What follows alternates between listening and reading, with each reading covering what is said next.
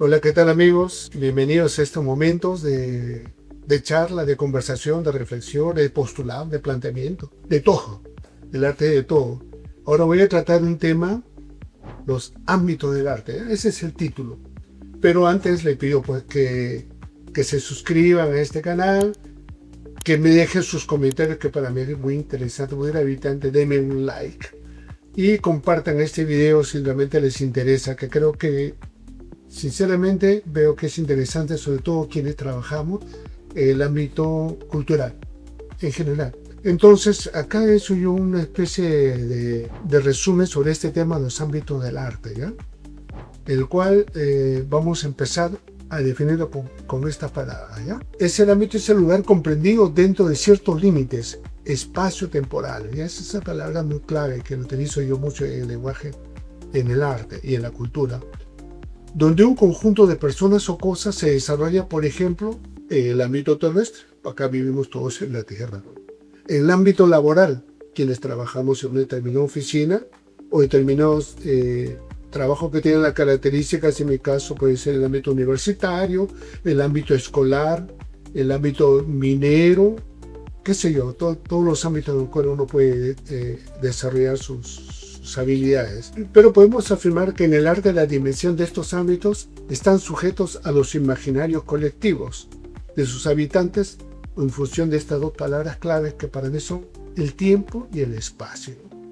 Los ámbitos evolucionan en el tiempo con los acontecimientos históricos, el progreso cultural de una región o país. Del mismo modo, los ámbitos se diferencian de acuerdo a la situación geográfica de la región o país. Evidentemente, en nuestro ámbito nacional está muy diferenciado, por ejemplo, de un ámbito japonés, un ámbito chino, con esta cultura, un ámbito de un país árabe, en el tiempo y en el espacio. Vamos a seguir tratando este tema, ¿no? Yo, en el transcurso, vuelvo a repetir de mis reflexiones en esta maestría de educación por el arte, he llegado a encontrar tres ámbitos, y es uno de mis postulados, de mis planteamientos que he desarrollado en este trabajo, ¿no? No he encontrado más. Si por favor en eso me gustaría que me lleven ustedes en sus comentarios. Si encuentran otro ámbito, me pasan la boca, ¿eh? Y enriquecemos este tema que estoy tratando. Yo he encontrado tres ámbitos: el ámbito académico, folclórico y popular. Y justo sale FP, bueno, una especie de coincidencia, que están determinados, por vuelvo a repetir, por el tiempo y el espacio, ¿ya?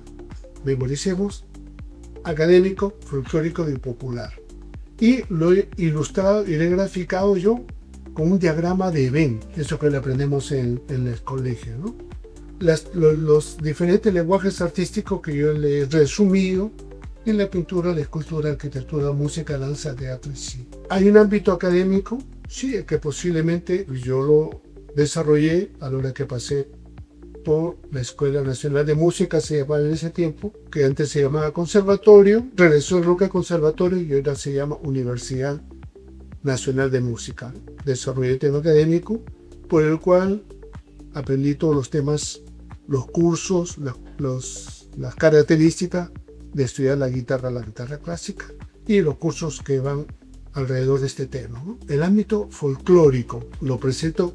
Hay un mundo dentro del mundo folclórico que también dentro de los 7 lenguajes artísticos se manifiesta. Un mundo folclórico que está ligado a la tierra, a la región, a las características que tiene el folclore.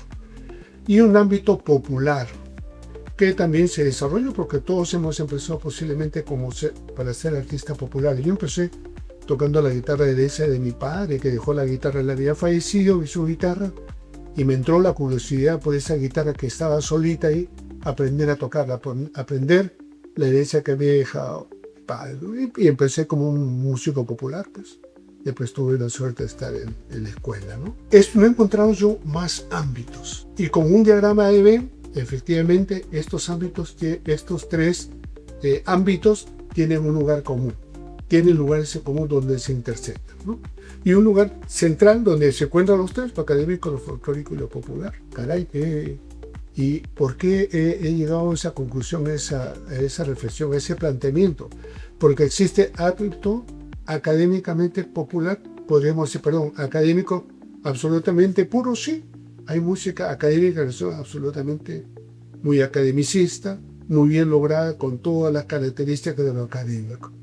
Hay un arte folclórico absolutamente puro, sí, los casuas, los jarauis, ¿no?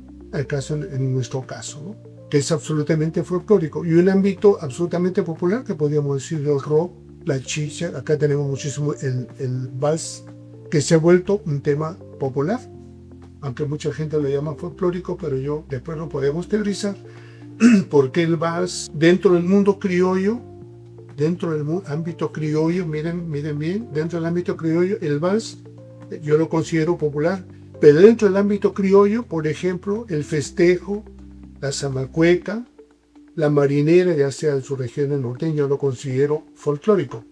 Pero están dentro del ámbito criollo, pero a la vez lo colocaría yo entre lo folclórico y lo popular. Ese.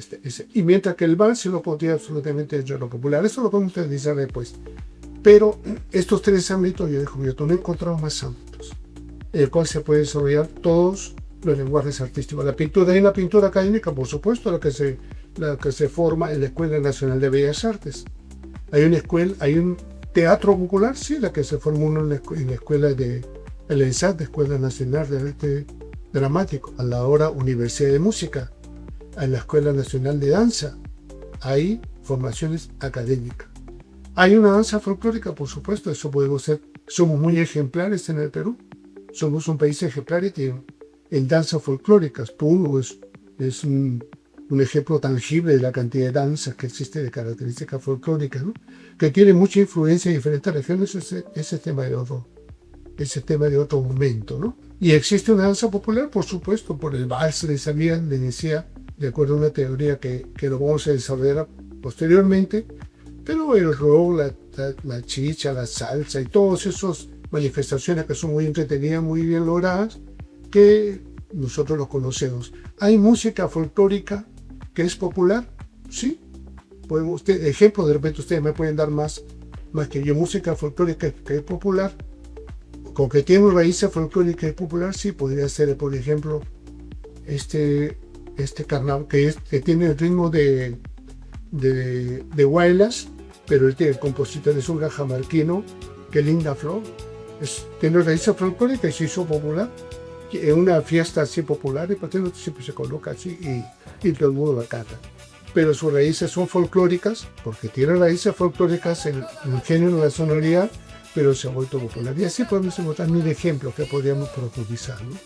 Pero, profesor, perdónenme, está un poco difícil decir cuál es la parte del centro, el cual este diagrama debe se encuentra lo folclórico, popular y académico. Yo le presento a mis alumnos el ejemplo del cóndor pasa. El cóndor pasa fue concebida con concepto académico, ¿no? Daniela Lomía Robles, ¿no? Bueno, okay. Y lo concebí, que yo tengo entendido que es una ópera. Y tenía otro nombre, y el cóndor pasa, ese fragmento de toda la ópera, se hizo la más conocida. Una melodía tan sencilla y tan bella, ¿no? La genialidad del compositor. Bueno, muy bien, tiene raíces folclóricas, sí tiene raíces folclóricas. Quien escucha inmediatamente dice, ese folclore. ¿Se volvió popular? Sí, se volvió popular. Ahorita no recuerdo, los compositores después lo podíamos nombrar, lo hicieron popular en el mundo, le puso otra letra, pero tocada con una guitarra eléctrica hizo famosa esa melodía en el mundo entero, académico. ¿Es folclórica? Sí, porque tiene raíces folclóricas. Puede tocarse con instrumentos folclóricos, y acá en nuestro país muchos grupos folclóricos le interpretan, inclusive cuando viajan afuera al extranjero, peruano, tócate por favor el cóndor paso. Tiene raíces folclóricas. En el mundo nos reconocen por este instrumento. Le cuento una anécdota. Por ejemplo, una vez tuve un festival en Berlín, donde he tenido la suerte de viajar como músico. Me encuentro en Berlín, en una plaza, Alexanderplatz creo que se llamaba, y digamos nos encontramos, porque era un encuentro cultural, y nos encontramos con un músico, si mal no recuerdo, un japonés, un noruego, un norteamericano y yo, con contrabajo. Uno tocaba la flauta, uno el violín y yo con la guitarra, y empezamos a mirarnos y empezamos a hacer música.